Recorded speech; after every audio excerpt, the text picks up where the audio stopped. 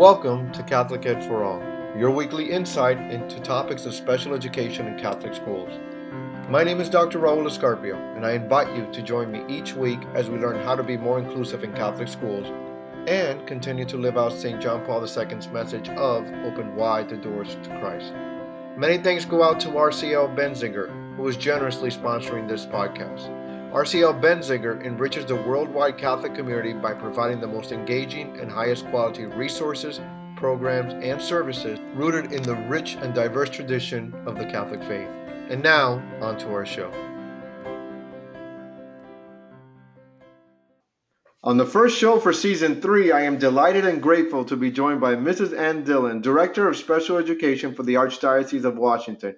Why, hello, Ann. Welcome to the show, and thanks for being here.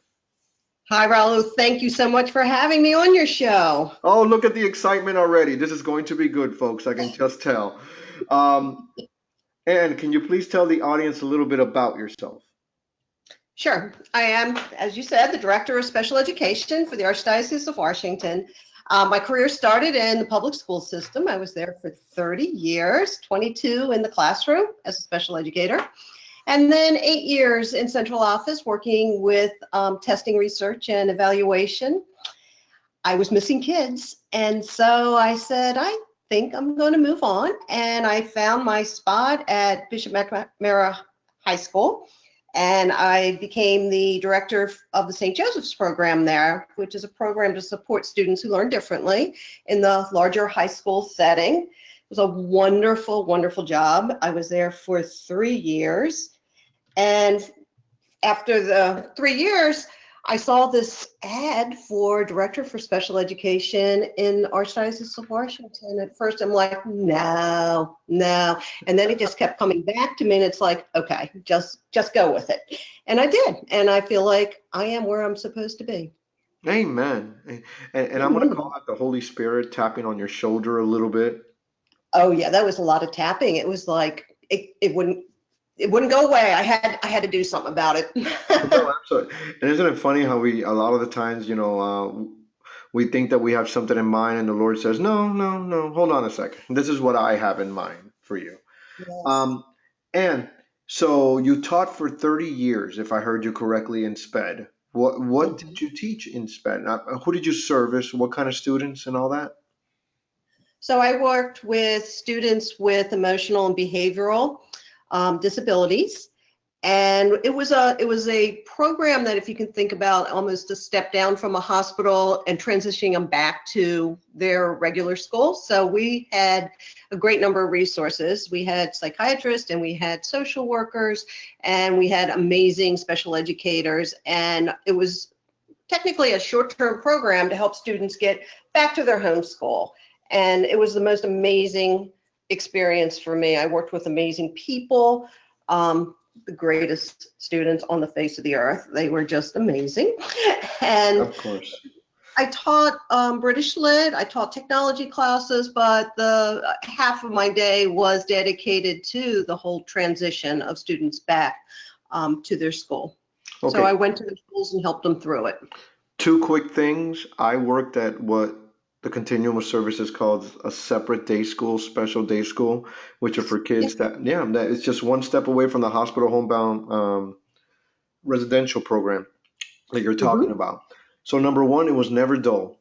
It was never the same day twice, and I had to come very comfortably dressed because it was going to be a day every single day. And as far as British literature, don't get me started. You're a Shakespeare person, aren't you? Oh, love Shakespeare. I had to memorize the final soliloquy of Macbeth my senior year in high school. And I still remember tomorrow creeps in the steady pace from day to day to the last syllable of recorded time. Oh my, Ann, you are talking my language today. I am a huge Shakespeare geek. And for those of you that are about to, just turn off the podcast, it's okay. I'm coming back to special education right now. But I am wow, it's like kindred spirits here. We both have done the same thing, although I never could teach British Lit. It was more elementary for me than anything else. So you got to your current position after a little nudging from the Lord. What does the Director of SPED do all day for the Archdiocese of Washington?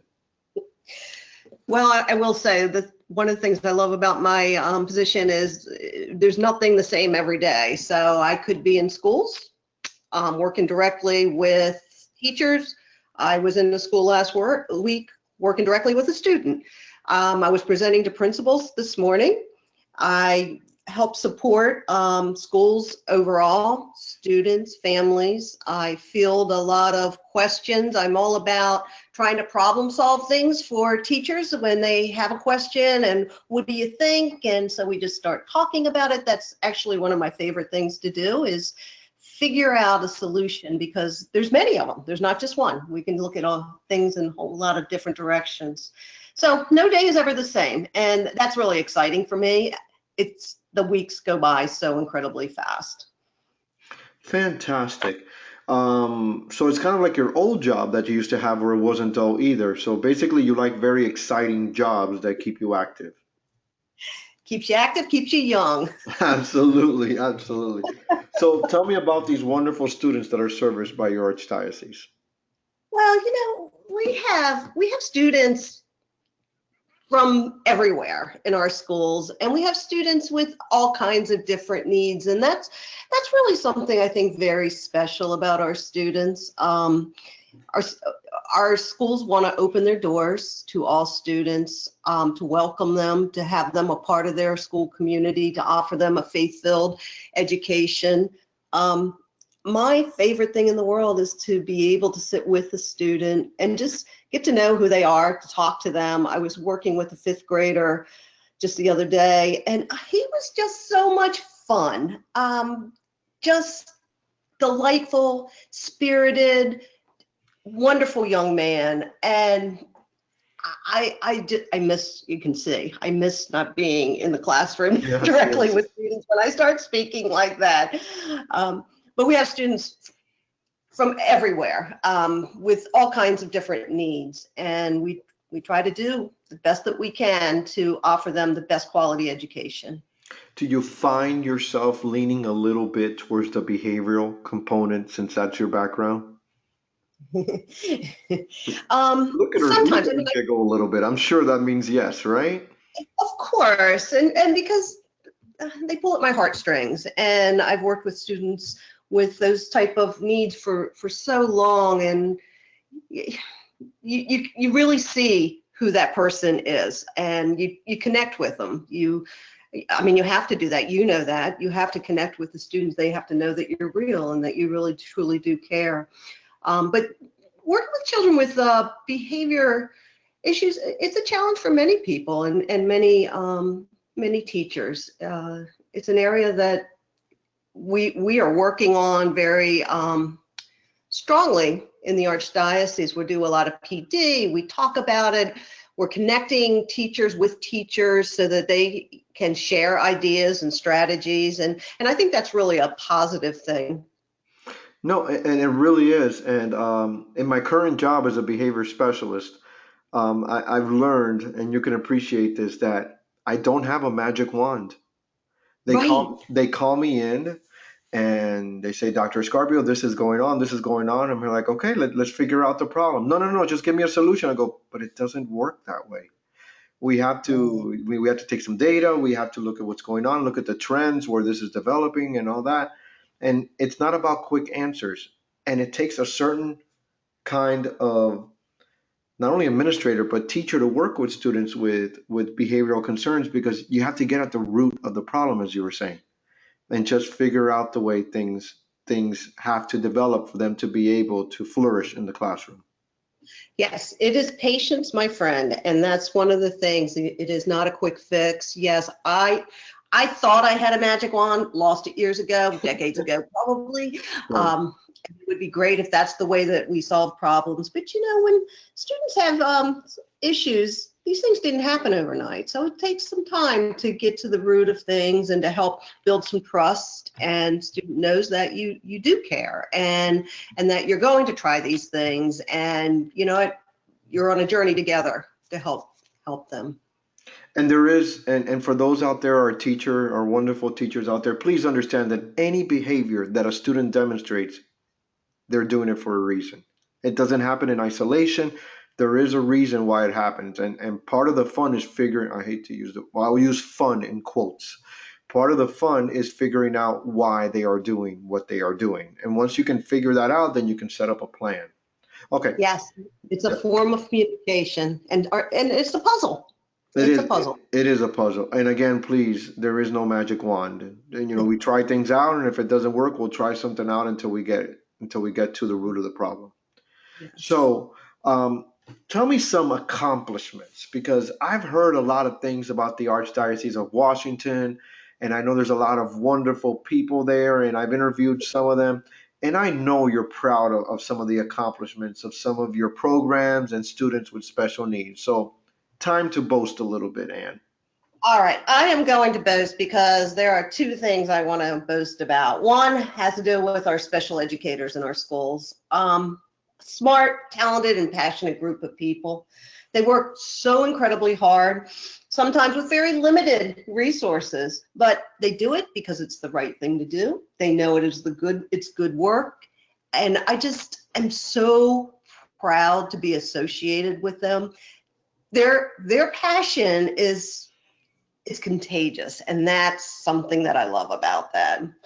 The other thing I'm really excited about this year is we have updated our student assistance manual. It's kind of like what to do for any student situation in the classroom. And this has been a work that I thought I was going to be able to accomplish in a month. And I kind of laugh at myself. Oh, update. Update is easy. But it's almost 100 pages, and update is not easy. Update requires some time and thought.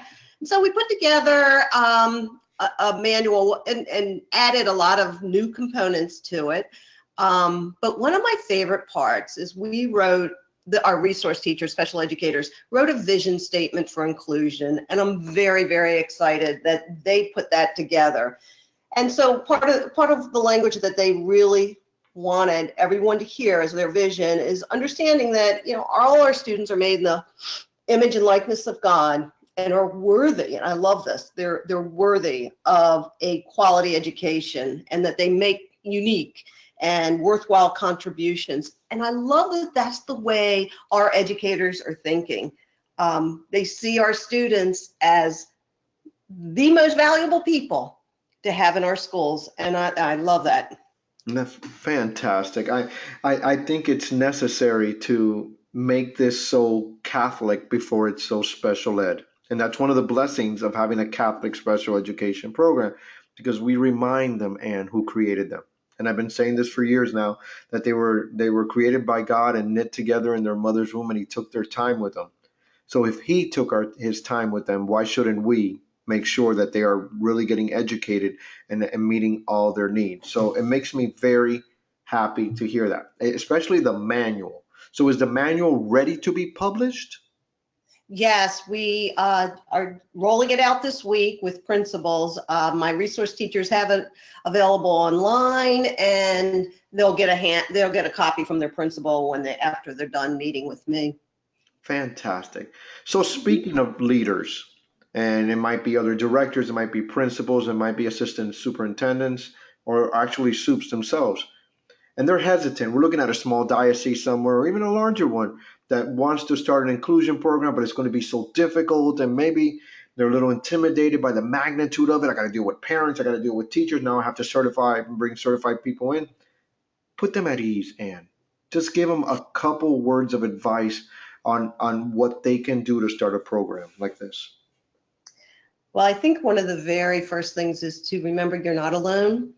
And even though you feel alone in your building and you may not know what direction, start reaching out to people. I know in Archdiocese of Washington, the thing I try to do is get our schools to collaborate, get our teachers to collaborate, talk to each other.